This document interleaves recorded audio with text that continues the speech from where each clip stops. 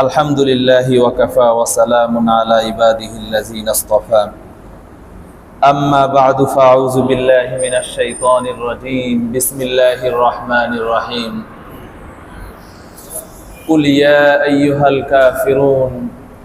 لا أعبد ما تعبدون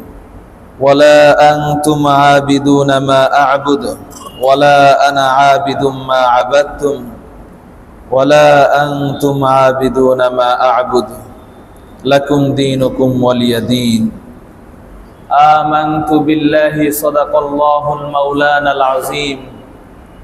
وصدق رسوله النبي الكريم ونحن على ذلك لمن الشاهدين والشاكرين